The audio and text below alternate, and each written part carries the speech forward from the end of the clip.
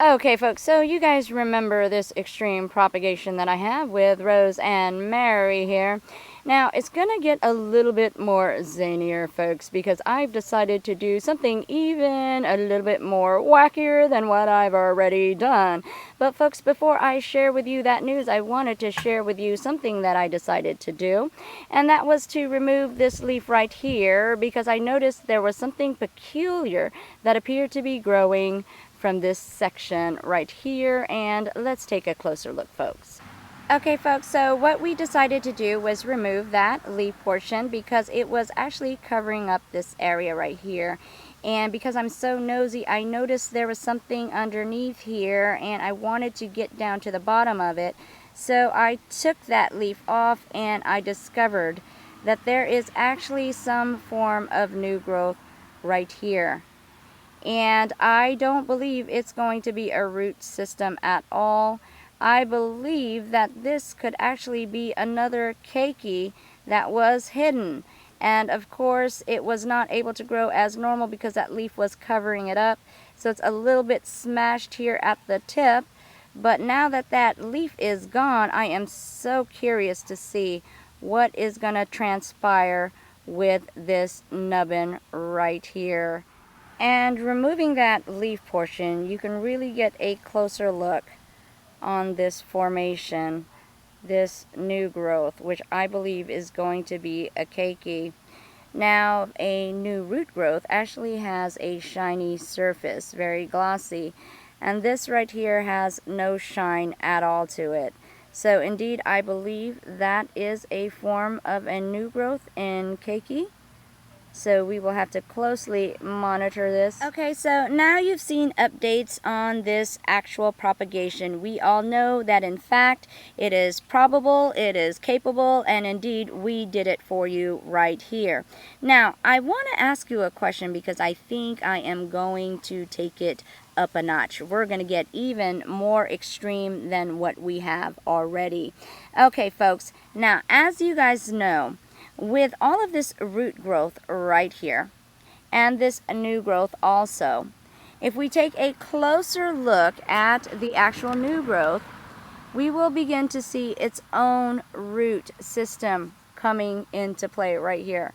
All of these nubbins and these formations of these new growth, and soon she will have new growths coming from this individual plant itself. Okay, so with that in mind, once all of the roots start coming from this actual plantlet, it will be fully sustainable to live out on its own, right? Which brings me to this question right here. What if we were to, once all of the roots grow from this plantlet, what if we were to cut this yet again? Because once it has enough roots, it can develop as its own little plant. We can repot it or put it in the tree or whatever we want to do with it. And then we can also have the bottom portion also quite possibly create another keiki. I mean, with this in mind, what we would be doing is something extreme to the plant, where now the plant has the only choice of growing another keiki to sustain this portion. So that in essence is forcing it to believe it's been injured so bad that it will die if it does not continue to grow. So indeed, what if we trick this into believing that that is going to happen, so it will provide us yet another keiki off of this bottom portion? And folks, I believe that is a high probability that we could actually do this, because understanding the way the phalaenopsis works, we know that even though we cut off the foliage from the actual root system, this root actually still has chlorophyll and has the potential of actually creating its own energy from the sunlight. Of course, taking that sunlight, going through the photosynthesis process, and creating the energy it needs to actually grow and thrive and create another keiki. So with this in mind, it is a possibility. Now, of course, it's even more extreme than what we've already done in this case. But hey, let's go the extra mile in doing this extreme propagation. What do you guys think? I thought I'd ask you before I go ahead and make that plunge. And if you guys think that this is a probability, folks, then I will do it. But if I don't get enough people thinking that this is possible, I'm just going to go ahead and go with the notion that, yeah, it's a little bit over the top. Okay, folks, so here we are with Rose and Mary, and it's been about 2 weeks since I spoke to you in regards to whether or not we should do an extreme propagation, as if we couldn't get more extreme than what we've already done. Well, at this point, I'm really not quite sure of what I'm going to do yet, and to be quite frank with you, also the roots on here, as far as the individual keiki itself, is not strong enough to be cut off yet, I don't believe. So I'm just gonna have to wait it out and make my decision at a later date. But I did decide to do something else with these two gals. Can you guess what it is? Can you guess what it is? Can you? Ha ha ha. Okay, folks, and the first thing I decided to do was to go ahead and remove the remaining leaf off of Rose right here. As you can see, she no longer has that one leaf that was holding on so tightly. And I'm also going to remove this leaf right here as well. And I'm going to show you exactly why I decided to do that. Now, I was very glad that I did take that leaf off, because upon further inspection, if you also take a look right here, folks, that also appears to be something growing right there. And right here, folks, is a better angle. You see that right here, that growth? It definitely looks like a new growth of a keiki there as well. So we have a probability of 2 new growths of keikis growing. So, wow, yeah. That removal of that leaf was very important, because if you notice the shape of it, it actually was smashing the keiki and preventing it to come out and grow. So hopefully I've provided this some assistance, and we can see if it will do just that. Okay, folks, so what we're going to do now is we're just going to carefully remove this leaf right here. Voila! Okay, so now we're going to go ahead and inspect closely and see if there's anything growing on this big-rooted gal. Okay, folks, and upon closer inspection, unfortunately, there are no new growths growing on here in the form of a keiki. So yeah, this gal right here appears to be just this one keiki right here. But it's all good, folks. It's all goody in the Orchid neighborhoody hoodie. Okay, folks, and now that those 2 leaves are gone, what are we going to do to her now? Okay, folks, so I wanted to give you guys a close look at her root system so that I can explain to you why we're going to do what we're going to do next. Now, if we take a close look at the roots, you're going to notice some shriveling in her root system. And although you are seeing a lot of new root tips, which says that it's healthy and it's growing, but if we just take a look again, folks, the root system is not as healthy as I would like them to be. Because as you guys know, Phalaenopsis roots can be quite plump and fat and very fleshy. And these roots can use just a little bit more plumpness, I think. Okay, folks, and here we are again.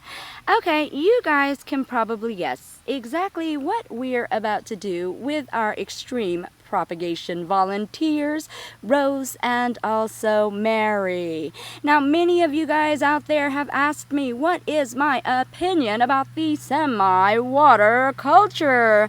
And unfortunately, I have not been able to give you my exact opinion on it, because how could I ever do that if I haven't tried it myself? So in this case, because we have these beautiful volunteers here, and they have somewhat of some shriveling roots, as I have showed you, they are in need of something that will plump these beautiful roots back up. So definitely I think this will work. So we're gonna try somewhat of a semi-water culture, and what we're going to do now is we're gonna plop these little girls right in. So let's get the pool party started. Yay! Okay, so the first thing we're going to do is we're going to sprinkle just a tad bit of fertilizer in here just to give it a little bit more energy. We're going to do the same thing over here as well, just to sprinkle, folks. And now we're going to stir, stir, stir, and stir, stir, stir. And now, the moment of truth. Dun-dun-dun-dun. Dun-dun-dun-dun. Oh, the water's so cold. Oh my goodness. Oh, it's so cold. Oh, but it feels so good. Oh my goodness. I needed this. Whoever thought of this was brilliant.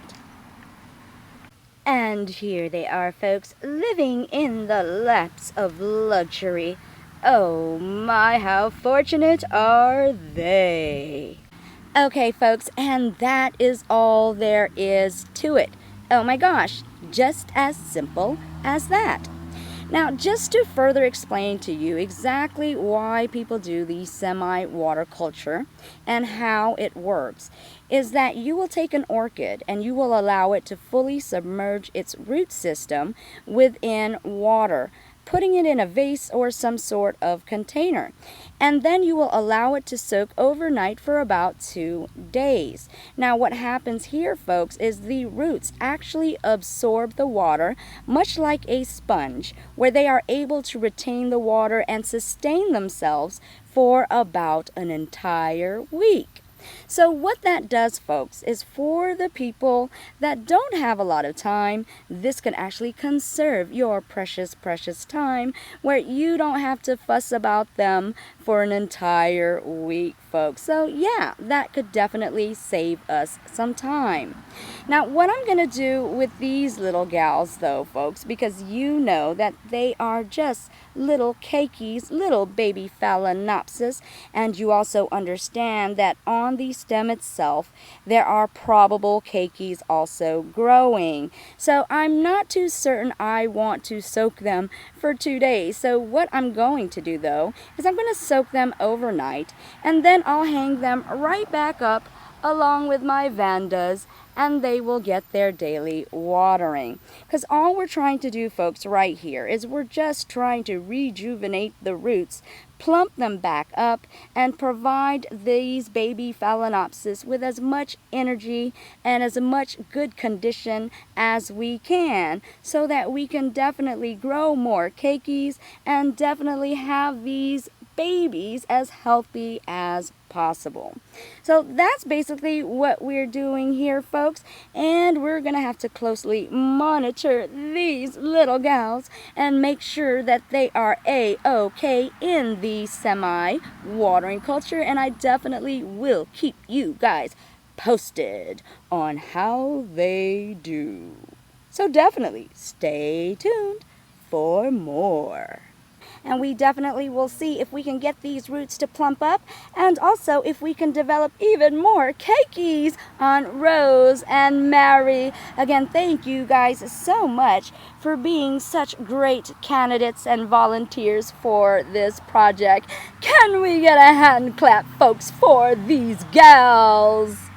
I'm so happy that we have such an experimental owner, because indeed, we don't die, we multiply, and we are going to take over the world. And folks, if you guys want some more information on the semi-water culture, I will refer you to a fellow YouTuber and also a friend by the name of Samantha, where she has a lot of her orchids in the semi-water culture. She definitely has experimented with not only the Phalaenopsis, but other orchids as well. So she has some very informative videos on exactly this, the semi-water culture. So definitely what I will do is I will post her link on my description so you can definitely see all of her wonderful videos.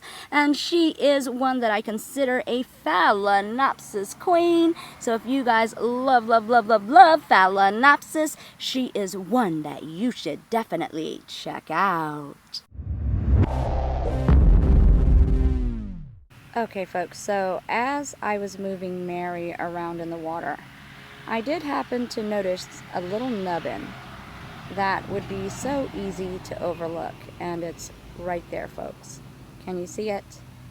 And as I'm looking, you will definitely notice a sharp tip, and that tip is pointed upwards, which is normally an indication that it can either be a keiki or it can actually be a spike.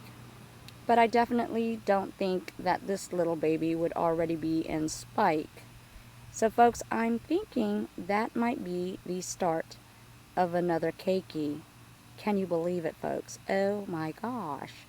I would have never guessed it, and indeed the joke is on me, because I would not have thought it would even try to develop something else.